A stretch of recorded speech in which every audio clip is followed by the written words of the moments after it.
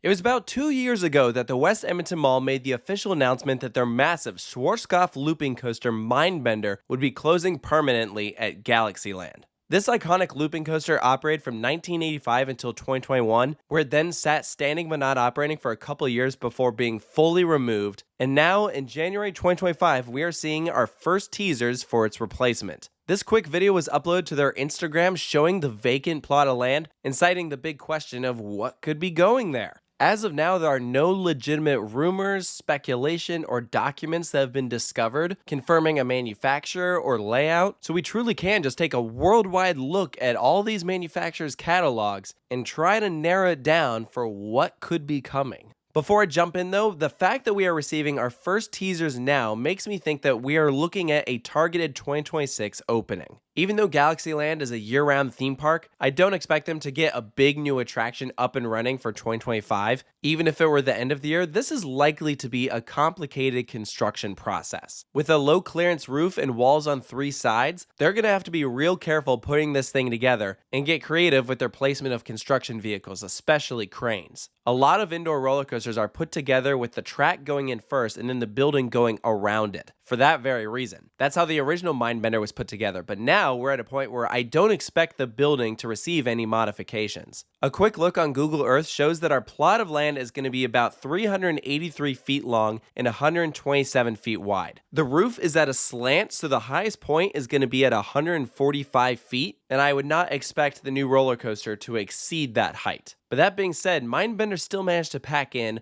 over 4,000 feet of track. So depending on what they go with, there is a lot of potential for a good-sized roller coaster here. And because Mindbender was a thrill ride, I fully expect a thrill ride to replace it. Now, Galaxyland is known for being a family-friendly park, and Mindbender was a little out of place in the fact that it was so intense, so maybe they'll opt for a new roller coaster that won't quite pull as many positive G-forces, but likely still features some inversions. Flipping riders upside down is an easy way of incorporating a turnaround. If they want to properly take advantage of this space, they'll likely need the track to be crossing over itself multiple times, and I think there's some real potential for something cool. So let's run through some manufacturers and what ride models they could be looking at, starting first with Gerstlauer. This company immediately came to mind because they have several indoor roller coasters already and they tend to be very popular. Specifically, their Eurofighter models such as SpongeBob SquarePants Rock Bottom Plunge, TMNT Shellraiser, or Predator at IMG all fit indoors with no problem at all, and with that vertical lift hill and beyond vertical drop, they are eye-catching. And I don't think capacity would be an issue either, even though those vehicles tend to only seat 8 riders at a time. I think that actually fit pretty in line with Galaxyland's crowds. Now, if they want to go for a slightly larger model, they could also go with Gerstlauer's Infinity Coaster. These tend to feature larger vehicles and often incorporate a launch. Personally, I think a launch coaster would be a perfect successor for Mindbender because it is different. Whenever you replace an iconic attraction, people will naturally draw comparisons to the original. So there's some strategy in doing something very different. Galaxyland already has one roller coaster from Gerstlauer, Galaxy Orbiter, which is a spinning coaster. So they've obviously worked with them in the past, and if they have a good standing relationship, it's not too far-fetched to think that they could turn to them again for another new attraction. But let's look at some other options. One manufacturer that's been on the up and up recently is Vomo. They have a pretty diverse collection of ride models, and in particular, I think one of their launch coasters would be awesome at Galaxyland. They've been known to develop very creative layouts that are big crowd pleasers, enthusiasts love, and for the most part also aren't overly intense. And where Gerstlauer can be a hit or miss when it comes to smoothness, Vomo's are probably the smoothest roller coasters you could buy at the moment. Their high thrill launch coasters have become very popular in Europe and Asia, and we're just now starting to see them make their way to North America with Taquani Beast and Flash Vertical Velocity. It feels like we're witnessing a Vomo revolution in this part of the world. So I think it is very plausible that West Edmonton Mall want to jump on that bandwagon.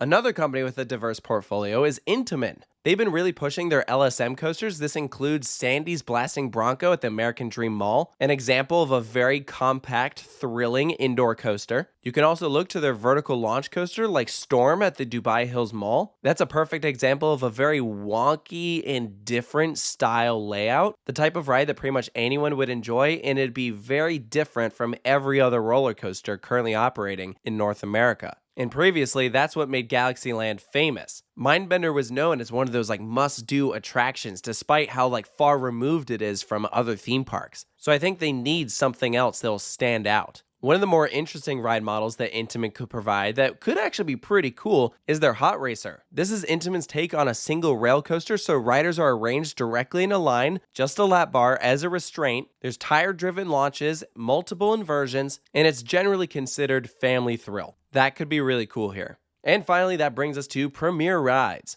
They've built actually a lot of indoor roller coasters around the world, and almost all of them are launched.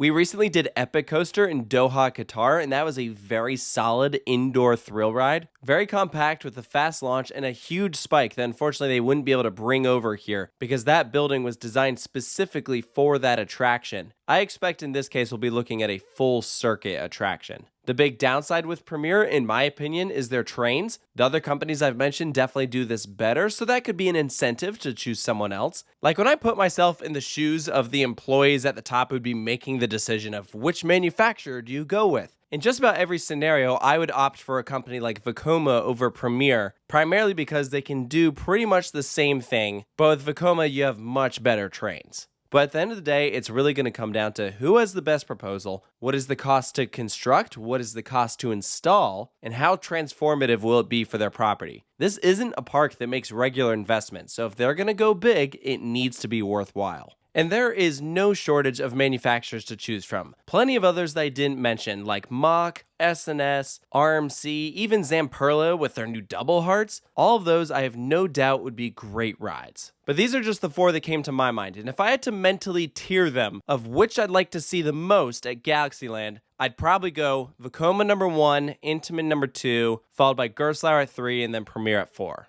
Regardless, I'm very excited to see what they come up with. I was real bummed when I learned that Mindbender was closing, and I'm extremely grateful that I got the opportunity to experience it. And it would take something really special to get me to want to revisit Edmonton, Canada, because it is pretty out there. And I think they know that people are real sad to see Mindbender close, so they want to do something to make it up to their fans, put in a new attraction that can last for years and years and years that will become iconic. So we'll just have to wait and see. So let me know down in the comments below, what do you want to see replace Mindbender at Galaxyland? Are there any other ride models that you think would be a good replacement? And what elements would you like to see on this new attraction? They may be limited on space, but often that sparks creativity, so that's why I cannot wait for this new attraction. And we'll be sure to have more coverage of it once an official announcement has been made. So thank you guys so much for joining me, and I'll see you next time.